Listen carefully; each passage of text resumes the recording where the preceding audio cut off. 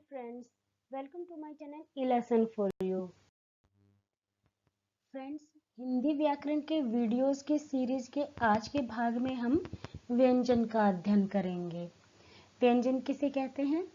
स्वरों की सहायता से बोले जाने वाले वर्ण व्यंजन कहलाते हैं। हर व्यंजन के उच्चारण में ए स्वर लगा होता है। ए के बिना व्यंजन का उच्चारण नहीं हो सकता। स्वर रहित व्यंजन को दिखाने के लिए हलंत का प्रयोग किया जाता है, जैसे कि आप स्क्रीन पर देख रहे हैं हलंत क, हलंत प, हलंत ता। ये स्वर रहित व्यंजन है। हिंदी वर्णमाला में मूलतः 33 व्यंजन है। इसके अतिरिक्त 4 संयुक्त व्यंजन और 2 विकसित व्यंजनों को मिलाकर इनकी संख्या 39 होती है। अगर एग्जाम में प्रश्न पूछा जाए कि हिंदी वर्णमाला में मूल व्यंजनों की संख्या कितनी है, तो इसका उत्तर होगा 33 है। और अगर पूछा जाए कुल व्यंजनों की संख्या कितनी है, तो 39 होती है। आइए अब हम व्यंजनों के भेदों को समझ लेते हैं। सबसे पहले हम उच्चारण के आधार पर देखेंगे। उच्चारण के आधार पर व्यंजन के 3 भेद होते हैं: स्पर्श व्यंजन, अंतस्थ व्यंजन और ऊष्म व्यंजन। स्पर्श व्यंजन किसे कहते हैं? जिन व्यंजनों का उच्चारण कंठ, होठ, जिह्वा आदि के स्पर्श द्वारा होता है, वे स्पर्श व्यंजन कहलाते हैं। इन स्पर्श व्यंजनों के 5 वर्ग हैं और प्रत्येक वर्ग में 5 वर्ण होते हैं। इस प्रकार कुल मिलाकर 25 स्पर्श व्यंजन हैं। इन व्यंजनों के बारे में हमने व्याकरण के प्रथम वीडियो में पार्ट 1 में आपको बताया था। आज भी बताएंगे, आगे एक ट्रिक के साथ बताएंगे, जिससे कि आपको व्यंजनों के सभी भेद याद करने बहुत आसान हो जाए। वीडियो देखते रहिएगा। इस पर उच्चारण के आधार पर व्यंजनों का दूसरा भेद है अंतस्थ व्यंजन। जिन व्यंजनों का उच्चारण करते समय जिह्वा पूरी तरह से मुख के किसी भाग को नहीं छूती, वे अंतस्थ व्यंजन कहे जाते हैं। इनका उच्चारण स्वर तथा व्यंजनों के मध्य का होता है, यानी कि इन्हें आधा स्वर और आधा व्यंजन माना जाता है। तीसरा भाग है ऊष्म व्यंजन। जिन व्यंजनों के उच्चारण में हवा के रगड़ खाने के कारण मुख से ऊष्मा या गर्मी सी निकलती है, वे ऊष्म व्यंजन कहे जाते हैं। ये व्यंजन 4 होते हैं: श, स, स और ह। ये 25, 4 अंतस्थ और 4 ऊष्म, यानी कि 25 स्पर्श व्यंजन, 4 अंतस्थ व्यंजन और 4 ऊष्म व्यंजन, ये 33 व्यंजन ही मूल व्यंजन कहे जाते हैं। स्वर यंत्रिकाओं में कंपन के आधार पर हमारे गले में स्वर यंत्रिका होती है। उच्चारण के समय इसमें कंपन होता है। इसी आधार पर व्यंजनों के 2 भेद होते हैं: सघोष व्यंजन और अघोष व्यंजन। सघोष व्यंजन जिस व्यंजन के उच्चारण में हवा स्वर यंत्रिका से टकराकर बाहर निकलती है और घर्षण पैदा होता है, उसे सघोष व्यंजन कहते हैं। और जिन वर्णों के उच्चारण में या जिन व्यंजनों के उच्चारण में स्वर यंत्रिका में कंपन नहीं होता, उन्हें अघोष व्यंजन कहते हैं। इनके बारे में भी हम आपको अभी आगे टेबल में बताएंगे। अब उच्चारण में लगे प्रत्यय के आधार पर व्यंजनों के 2 भेद होते हैं: अल्प प्राण और महाप्राण। प्राण क्या होता है? प्राण का अर्थ होता है वायु, यानी कि किसी व्यंजन का उच्चारण करते समय हमारी सांस या वायु की कितनी मात्रा बाहर निकल रही है, इस आधार पे ये व्यंजनों के भेद बने हैं। अल्प प्राण में थोड़ी वायु निकलती है, यानी कि जिन व्यंजनों के उच्चारण में कम समय तथा कम वायु की आवश्यकता होती है, वे अल्प प्राण व्यंजन कहे जाते हैं। और जिन व्यंजनों के उच्चारण में अधिक समय तथा वायु अधिक लगती है, वे महाप्राण व्यंजन कहे जाते हैं। ये देखिए, ये स्पर्श व्यंजनों की तालिका है। इस तालिका में मैंने स्पर्श व्यंजनों के सभी भागों को, सभी रूपों को, जैसे अल्पप्राण, महाप्राण, अघोष, सघोष और उनके उच्चारण स्थान, सभी को एक ही साथ दिखाया है, जिससे आपको याद करने में आसानी होगी। आप लोगों को ये इनके भेदों के अंतर्गत अलग अलग याद ना करके एक ही टेबल में मैंने प्रस्तुत किए हैं, जो आपको एक बार समझ लेने पे हमेशा याद रहेंगे। देखिए, इसमें 5 वर्ग हैं। स्पर्श व्यंजनों के 5 वर्ग हैं और इसके अंतर्गत ये 25 वर्ण आते हैं, क्योंकि प्रत्येक वर्ग में 5 वर्ण होते हैं: क वर्ग, च वर्ग, ट वर्ग, त वर्ग और पा वर्ग। अब यहाँ पे पहले हम समझते हैं अल्प प्राण और महाप्राण व्यंजन कौन से होते हैं। प्रत्येक वर्ग का पहला, तीसरा और पांचवा वर्ण अल्प प्राण होते हैं और दूसरा और चौथा वर्ण महाप्राण होते हैं। देखिए कितना आसान हो गया है अल्प प्राण और महाप्राण याद रखना कि प्रत्येक वर्ग का पहला और तीसरा वर्ण और पांचवा वर्ण होंगे अल्प प्राण और दूसरा और चौथा वर्ण होंगे महाप्राण।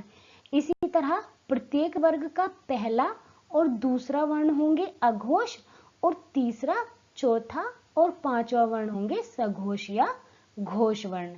तो बड़ी आसानी से अल्प प्राण और महाप्राण की और अघोष और सघोष वर्णों की पहचान हो गई है। अब यहाँ हम इनके उच्चारण स्थान देख लेते हैं कि उच्चारण स्थानों के आधार पे इनके भेद क्या होंगे। क वर्ग कंठ के अंतर्गत आएगा, यानी कि क वर्ग का उच्चारण कंठ से होता है। क वर्ग के सभी व्यंजनों का उच्चारण करते समय जीभ का पिछला भाग कठोर तालु को स्पर्श करता है। आप उच्चारण करके देखिए, क, ख, ग, घ, ड़। इनका उच्चारण करते समय हमारी जीभ का पिछला भाग उठकर हमारे तालु के कठोर भाग को स्पर्श कर रहा है। इसी तरह च वर्ग का उच्चारण देखते हैं। च वर्ग का उच्चारण तालव्य वर्ग में आता है, यानी कि इनका उच्चारण तालु से होता है। च, छ, ज, झ, अ। इनका उच्चारण तालु से हो रहा है, यानी कि इनका उच्चारण करते समय हमारी जीभ का भाग तालु को स्पर्श कर रहा है। इन्हें स्पर्श संघर्षी व्यंजन भी कहा जाता है। च वर्ग के व्यंजन को स्पर्श संघर्षी व्यंजन भी कहा जाता है। अब आते हैं ट वर्ग पर। ट वर्ग के व्यंजन है ट, ठ, ड, ढ, ण। ये मूर्धन्य वर्ग में आते हैं, यानी कि इनका उच्चारण स्थान मूर्धा है। इनका उच्चारण करते समय हमारी जीभ का अगला भाग मूर्धा को छूता है। अब ट वर्ग पे आते हैं।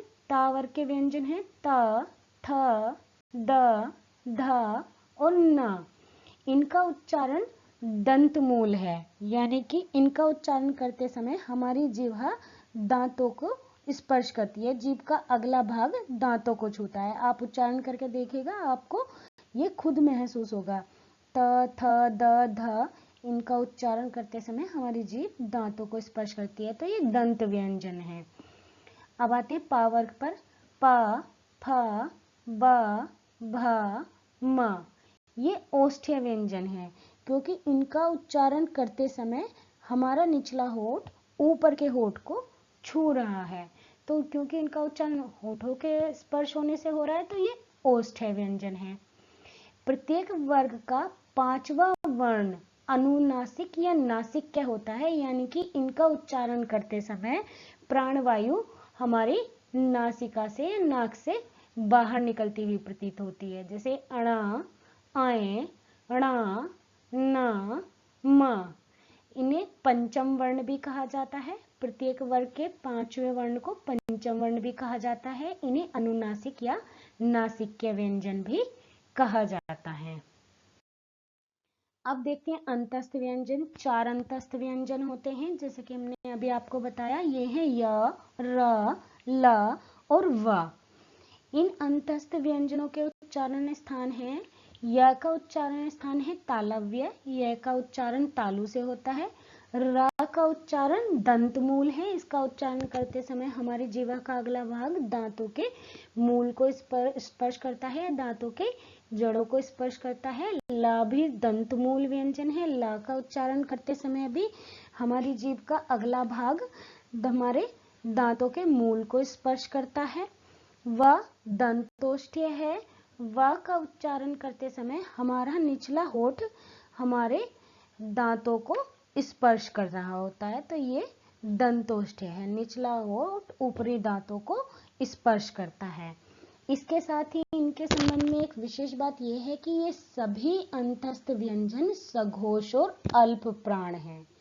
सभी अंतस्थ व्यंजन सघोष और अल्प प्राण होते हैं। इनमें य और व अर्ध स्वर हैं और र को लुंठित या प्रकंपित स्वर भी कहा जाता है। अब देखिए, ये आप ध्यान रखिएगा, एग्जाम में कई बार ऑप्शन देके स्वरों के या व्यंजनों के पूछ लिया जाता है कि इनमें लुंठित वर्ण कौन सा है या प्रकंपित वर्ण कौन सा है। इसमें र लुंठित या प्रकंपित वर्ण है। इसका अर्थ है, प्रकंपित का अर्थ है बार बार कांपता हुआ, यानी कि य ध्वनि के उच्चारण में जीभ की नोक के पास भीतर से आती है हुई हवा एक दो बार कांपती है। आप उच्चारण करके देखिए, र र। जब आप र का उच्चारण करेंगे आराम से तो आपको महसूस होगा कि हमारी जीभ के अगले भाग के पास हवा में थोड़ा सा कंपन होता है। और ला को पार्श्विक वर्ण बोला जाता है। पार्श्व का अर्थ है बगल और पार्श्विक का अर्थ है बगल का, यानी कि ला वर्ण के उच्चारण में जीभ का अगला भाग मसूड़ों को छूता है, पर जीभ के दोनों या एक तरफ का रास्ता खुला रहता है और उसी से हवा बाहर निकलती है। आप उच्चारण करके देखिए, ल ल। तो देखिए, हमारी जीभ का अगला भाग मसूड़ों को छू रहा है और हमारे जीभ के दोनों तरफ से हवा निकल रही है। अब आते हैं ऊष्म व्यंजन या ऊष्म संघर्षी व्यंजनों पर। ये चार होते हैं, श, स, सा और हा। श का उच्चारण स्थान तालु है, स का उच्चारण स्थान मूर्धा है, इसलिए इसे मूर्धन्य का वर्ग में रखा जाता है। सा का उच्चारण स्थान दंतमूल है और हा का उच्चारण स्थान स्वर यंत्र या कंठ है। इन व्यंजनों में श, स और सा अघोष वर्ण है और हा सघोष वर्ण है, और ये सभी ऊष्म या संघर्षी व्यंजन महाप्राण होते हैं। अब आते हैं संयुक्त व्यंजन पर। संयुक्त व्यंजन वह व्यंजन होते हैं जो दो व्यंजनों के संयोग से बने होते हैं, यानी कि दो व्यंजनों के मिलने से बने होते हैं। हिंदी वर्णमाला में 4 संयुक्त व्यंजन है, क्ष, त्र, ज्ञ और श्रा। इनमें श, क और शा के संयोग से बना है, त्र, त और र के संयोग से बना है, ज्ञ, ज और ऐ के संयोग से बना है, और श्र, श और र के मिलने से बना है। इन संयुक्त व्यंजनों के अलावा दो उत्क्षिप्त व्यंजन भी हैं। उत्क्षिप्त का अर्थ होता है फेंका हुआ, यानी कि जिन ध्वनियों के उच्चारण में हमारे उच्चारण यानी कि जिह्वा एक स्थान से दूसरे स्थान की ओर थोड़ी सी फेंकी सी जाती है, उन्हें उत्क्षिप्त व्यंजन कहते हैं। ये हैं ड और ढ। अब आप इनका उच्चारण करके देखें, ड़, ढ, ड़, ढ। इनका उच्चारण करते समय हमें महसूस होता है कि हमारी जिह्वा एक झटके से आगे को फिकती सी है, ढ, ढ। इन व्यंजनों के अलावा कुछ ग्रहित व्यंजन भी हैं जो हमारी वर्णमाला में शामिल हो गए हैं। ये है क, ख, ज, फ। ये नुक्ता लगे हुए वर्ण अरबी फारसी भाषा से हमारी वर्णमाला में शामिल हुए हैं। साथ ही द्वित्व व्यंजन भी होते हैं। अब द्वित्व व्यंजन क्या होते हैं? दो समान व्यंजनों का साथ साथ प्रयुक्त होना द्वित्व व्यंजन कहलाता है, यानी कि जब एक व्यंजन अपने समान अन्य ध्वनि से संयुक्त होता है, यानी कि एक व्यंजन आधा होता है और उसी समान ध्वनि का पूर्ण व्यंजन होता है, उस द्वित्व व्यंजन कहते हैं। जैसे कि आपकी स्क्रीन पे च द्वित्व रूप में दिखाई दे रहा है। च से बच्चा बना है, ल से दिल्ली और म से सम्मान। ये द्वित्व व्यंजन के उदाहरण हैं। फ्रेंड्स, आपको हमारा ये वीडियो कैसा लगा कमेंट करके जरूर बताइएगा और साथ ही मेरे वीडियो को लाइक कीजिएगा। और अगर अभी तक आपने मेरे चैनल को सब्सक्राइब नहीं किया है तो चैनल को सब्सक्राइब भी कीजिएगा। Thanks for watching.